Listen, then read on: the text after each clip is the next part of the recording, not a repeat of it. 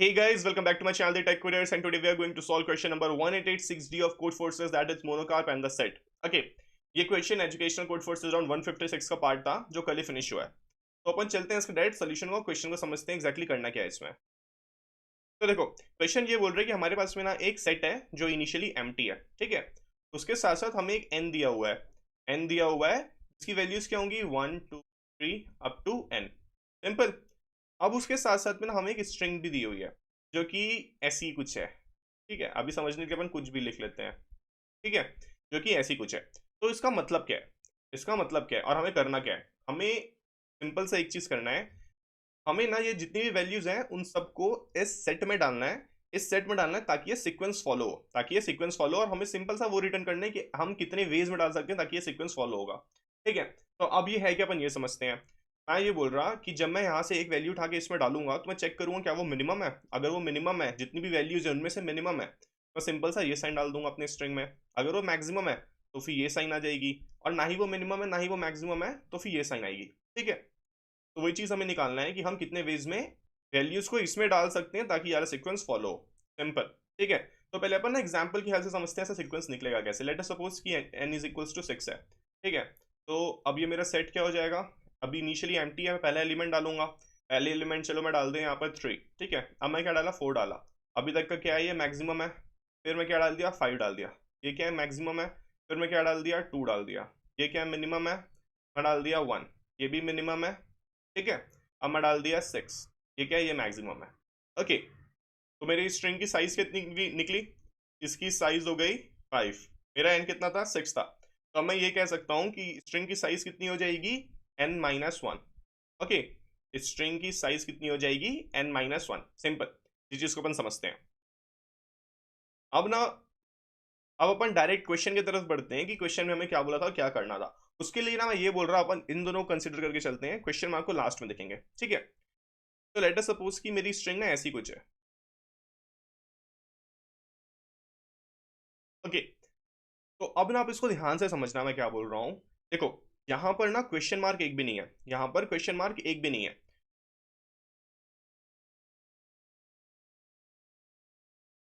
तो इसका मतलब एकदम सिंपल है।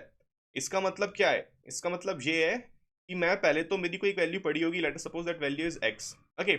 इनिशियली एक वैल्यू डालनी पड़ेगी अपने सेट में, उसके बाद में कंपैरिजन शुरू होगा। उसके बाद में क्या बोला कि ये वैल्यू मिनिमम होनी चाहिए, उसके बाद में फिर से मिनिमम होनी चाहिए, फिर मैक्सिमम, फिर मैक्सिमम, फिर मिनिमम, फिर मैक्सिमम, ओके। तो क्या मैं ये कह सकता हूँ कि यहाँ पर जैसे एक भी क्वेश्चन मार्क नहीं है और मेरे को ये सीक्वेंस फॉलो करना ही करना है, that is minimum minimum maximum maximum minimum maximum, okay. तो मैं यहाँ पर सिर्फ और सिर्फ एक ही वे होगा, मैं वैल्यूज को इंसर्ट कर सकता हूँ हमारे सेट में इस सीक्वेंस के अकॉर्डिंगली, ओके। अपन ना एक शॉर्टर सा लेके समझते हैं इसको। लेट अस सपोज कि हमारी स्ट्रिंग ऐसी कुछ है, ठीक है। मैं ना इसी को लेके समझता हूँ, इसी को लेके आपको समझाता हूँ मैं कहना क्या चाह रहा हूँ, ठीक है। तो ये क्या हो गया, अब इसकी लेंथ कितनी है 5 है, तो मेरे को पता है मेरा एन कितना हो जाएगा 6, ठीक है। तो अब देखो, लास्ट में एलिमेंट देखना है हमें सबसे पहले, ये क्या है ग्रेटेस्ट है, ये क्या है मैक्सिमम है, तो इट्स बट ऑब्वियस दैट यहाँ पर 6 आना है, ठीक है। अब अपन उसके पहले देखते हैं।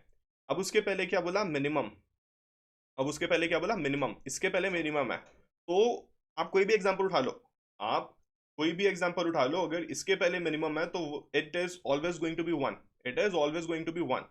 यहाँ पर मेरा 1 आ गया, ठीक है। यहाँ पर मेरा 1 आ गया। फिर इसके बाद क्या बोला है, फिर से एक मिनिमम है, फिर से एक मिनिमम है। तो आप कोई भी सीक्वेंस बना लो, एस 1 to n का कोई परम्यूटेशन बना लो, हमेशा यहाँ पर 2 ही आएगा अकॉर्डिंग टू दिस सीक्वेंस, ठीक है। 2 आ गया। अब देखो, ग्रेटर ग्रेटर, दो ग्रेटर है कंटिन्यूसली, मतलब मेरी वैल्यू ऐसी कुछ होनी चाहिए 1 2 3 या 4 5 6 या 10 11 12, मतलब it should be A consecutive 3 greater elements, okay. तो यहाँ पर कोई भी सीक्वेंस उठाओ आपकी वैल्यू यही आनी है, क्या 3 4 5, ओके।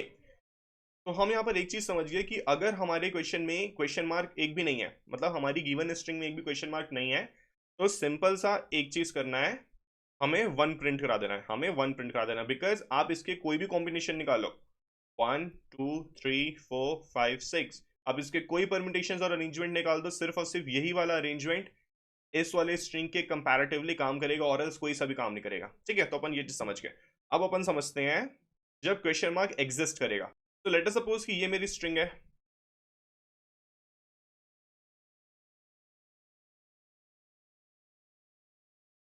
ठीक है। अब ना अपन सिर्फ और सिर्फ इस पार्ट को देख के चलते हैं। अभी ना बस इतना देखो, अभी आप सिर्फ इतना देखो, बाकी फिर अपन आगे देखेंगे। ये देखो, यहाँ पर क्वेश्चन मार्क है, यहाँ पर क्वेश्चन मार्क है। इसका मतलब मैं यही कह सकता हूँ कि यहाँ पर ना ही मैक्सिमम आएगा और ना ही यहाँ पर मिनिमम आएगा। फिर से बोल रहा, क्या मैं यही कह सकता हूँ कि यहाँ पर ना ही मैक्सिमम आ सकता है ना ही यहाँ पर मिनिमम आ सकता है? बिकॉज अगर वो मैक्सिमम होता ये साइन होती, अगर ये मिनिमम होता तो ये साइन होती। क्वेश्चन मार्क का मतलब ही नहीं होता। इसका मतलब ये है कि क्वेश्चन मार्क की जो वैल्यूज है इस रेंज में कहीं ना कहीं लाई करेगी, इस रेंज में कहीं ना कहीं लाई करेगी, ठीक है। अब आप यहां तक देखो, यहां तक इतने हिस्से को, ठीक है। मैं क्या बोल रहा, एक यहां पर क्वेश्चन मार्क है, एक यहां पर क्वेश्चन मार्क है, तो यहां पर ही वही सेम चीज है। ना ही मैं यहाँ पर मैक्सिमम लिख सकता हूँ ना यहाँ पर मिनिमम लिख सकता हूँ, ना ही यहाँ पर मैक्सिमम लिख सकता हूँ ना यहाँ पर मिनिमम लिख सकता हूँ। क्यों? क्योंकि अगर मैं मैक्सिमम लूंगा तो ऑब्वियस है ये साइन आएगी, और अगर मिनिमम लूंगा तो ऑब्वियस है ये साइन आएगी, ठीक है। ये साइन नहीं है, मतलब जब ये दोनों साइन नहीं ग्रेटर और लेस देन की मतलब वैल्यूज कहीं ना कहीं मैक्सिमम मिनिमम के बीच में है। तो देखो, अपन ये चीज को समझ गए, ठीक है। अपन इसी में वापस आते हैं। लेट अस सपोज कि इसकी लेंथ कितनी होगी, इसकी लेंथ होगी के, ठीक है। तो यहाँ पर कितनी वैल्यूज आ सकती हैं, यहाँ पर आ सकती है k-2, यहाँ पर कितनी आ सकती है k-2। तो अब अपन एज अ होल बात करते हैं, ठीक है। मैं क्या बोला, ना ही मिनिमम आ सकता है ना ही मैक्सिमम आ सकता है। तो मैं क्या करूँगा, यहाँ से यहाँ इटरेट करूंगा, जहां जहां पर क्वेश्चन मार्क होगा उसके इंडेक्सेस को मल्टीप्लाई करते हुए चलूंगा, इंडेक्सेस को मल्टीप्लाई करते हुए चलूंगा, ठीक है। और लास्ट में सिंपल सा उन्हें उसे मैं आंसर प्रिंट करा दूँ, सिंपल। अब ना आप इसको समझो कि यहाँ पर क्या बोल रहा है। मैं इसमें कंफ्यूज हो गया था इनिशियली एट द मोमेंट। ये क्या है कि ना, पहले तो अपने को इसके लिए आंसर निकालना है, अपन निकाल लिया। उसके बाद में क्या बोल रहा है, ये ना रिप्लेसमेंट्स है। इसको रिप्लेस करके कितने कॉम्बिनेशंस बनेंगे, इसको रिप्लेस करके कितने वेज होंगे, इसको रिप्लेस करके कितने वेज होंगे, इसको रिप्लेस करके कितने वेज होंगे। तो वो चीज़ है, पहले अपने को इसके लिए आंसर निकालना है, फिर उसके लिए ये सब आंसर निकालना है, ठीक है। तो हमें यहाँ तक का कॉन्सेप्ट अच्छे से समझ में आ गया, ओके। लेकिन अब एक कंडीशन ऐसी होगी जहां पर मेरे नंबर ऑफ वेज ना जीरो होंगे, मेरे नंबर ऑफ वेज जीरो होंगे। वो क्या होगा, लेट अस सपोज कि ये मेरी स्ट्रिंग है।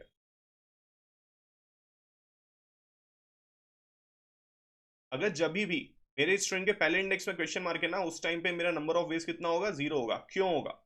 लेट अस सपोज कि n इज इक्वल्स टू कितना है, 6 है। मैं यहाँ पर 1 डाल दिया, तो अब मैं कोई सी भी वैल्यू यहाँ पर डालूंगा तो वो इधर मैक्सिमम होगी और मिनिमम होगी। लेकिन जब मैं 1 डाल चुका तो ऑब्वियस है मैक्सिमम होगी। अगर वही यहाँ पर मैं 4 डालता तो मैं यहाँ पर 1 2 3 डाल पाता, या फिर 5 6 डालता, तो क्वेश्चन मार्क यहाँ पर आ ही नहीं सकता। तो उस केस में क्या होगा, सिंपल सा जीरो हो जाएगा, ठीक है। ये चीज भी होगी। अब एक फाइनल चीज जो आप समझना, उसके बाद अपन डायरेक्ट कोड समझेंगे कि समझो ऐसी कुछ स्ट्रिंग है,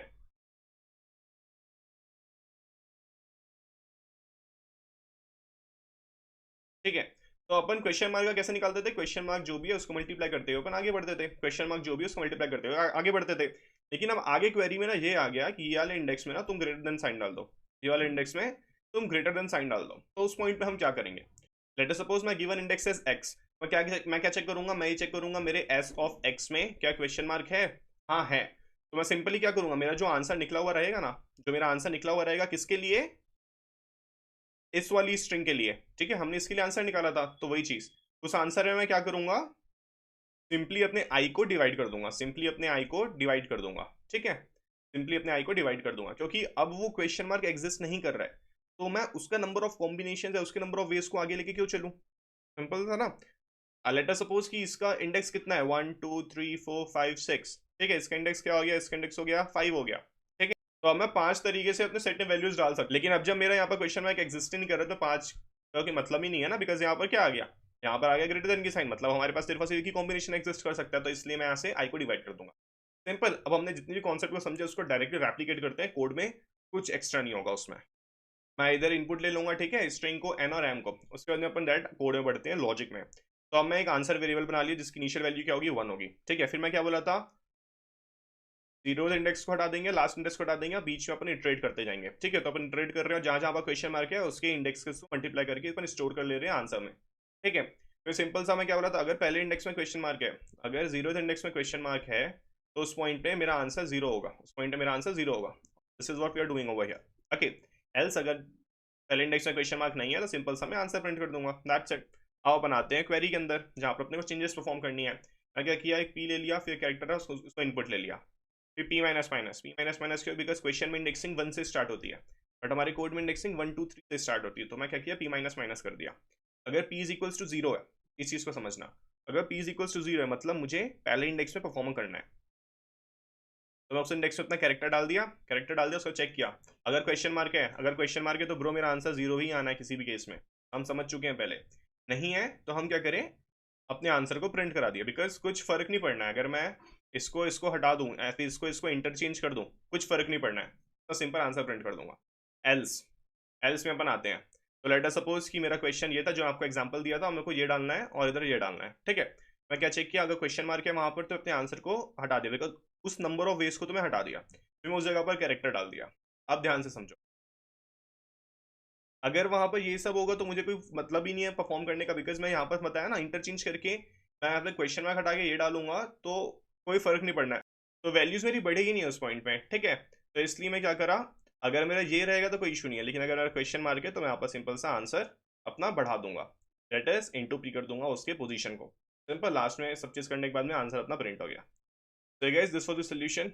आई होप आप लोग को अच्छे से सारा कॉन्सेप्ट और एक्सप्लेनेशन समझ में आया होगा, और अगर आपको लिटरली सब चीज अच्छे से समझ में आया तो चैनल को सब्सक्राइब करिए, वीडियो को लाइक करिए, अपने फ्रेंड्स के साथ शेयर करिए जो कोड फोर्सेस के राउंड्स में पार्टिसिपेट करता है। ओके, तो thank you for watching and have a good day guys.